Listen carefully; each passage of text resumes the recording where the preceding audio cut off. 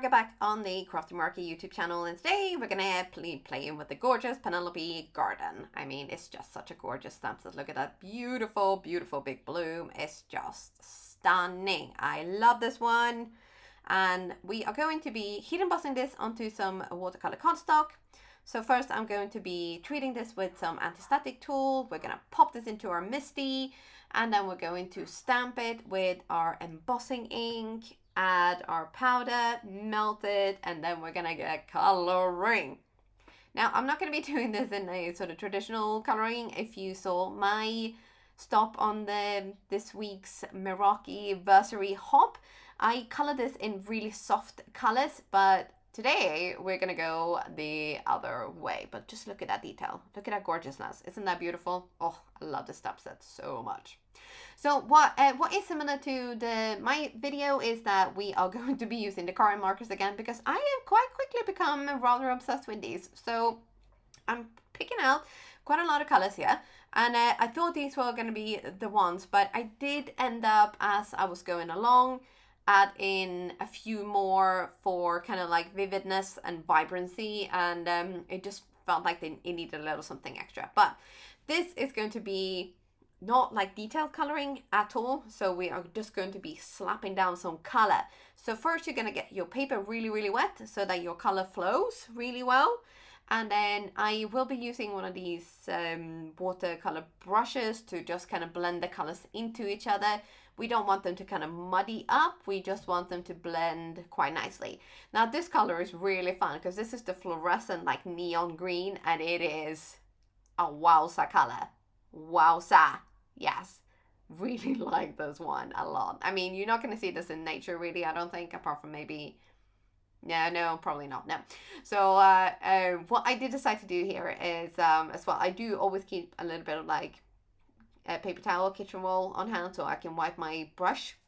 And then we are gonna keep spritzing the water because it does dry quite quickly. I do live in Spain and it's really hot here at the moment, so it seems like I cannot keep anything hydrated, including myself. So yes, keep that spritzer handy and add your water as you go along so that your colors flow really well, because if your paper isn't wet enough, you are going to get marks from your markers if you're not there with your watercolor brush after to kind of blend it out quickly. I do feel like if I have a lot of water on my paper already, the colors do flow much more nicely and smoother.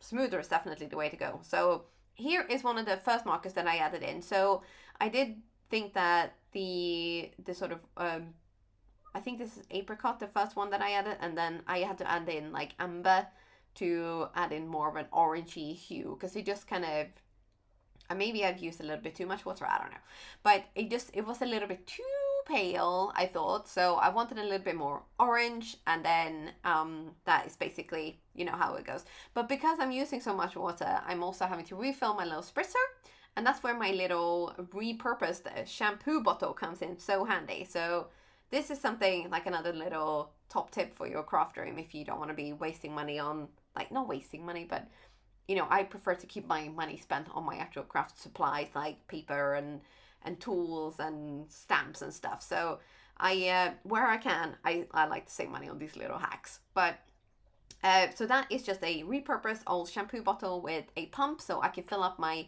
brushes and my spritzers really easily. And with, you know, while I've been jibber jabbering, you can see I have added all of these colors. So yes, now I did leave that to dry overnight so that it would be really dry and all of the colors would be settled. And then we're gonna go in and we're gonna spritz some more water.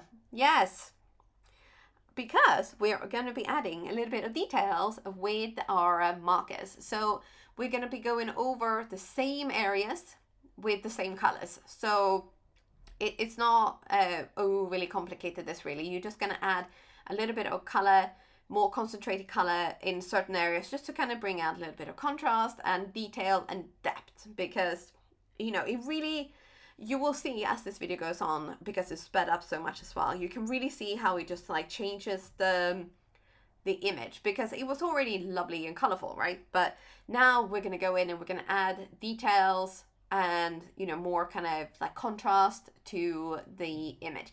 Now, the key here is to only add color to your actual like image, not the background. So we're going to leave that nice and soft, and we're only going to be adding color, like extra color, to areas where we can kind of like bring them to life more, like it.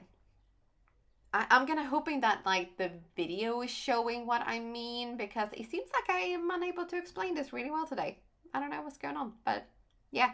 So with the purple here, you can kind of see a little bit better what I mean, because I guess maybe the lower colors are a little bit pale, but it just kind of, by adding more dark color in certain areas, it just kind of, it makes everything just seem more 3D. That's basically what I was going for.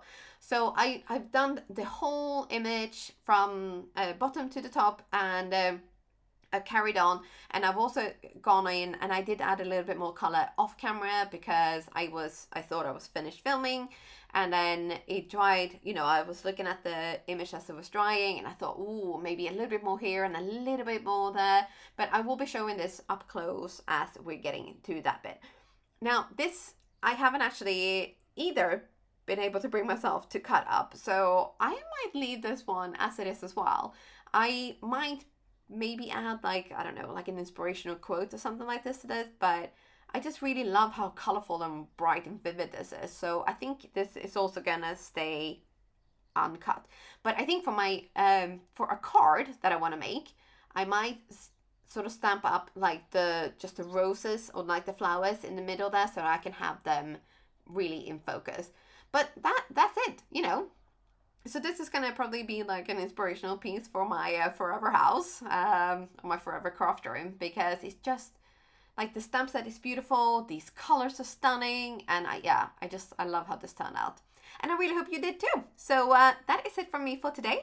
Don't forget to subscribe to the Crafty Meraki YouTube channel, hit that thumbs up button, and I will see you soon again.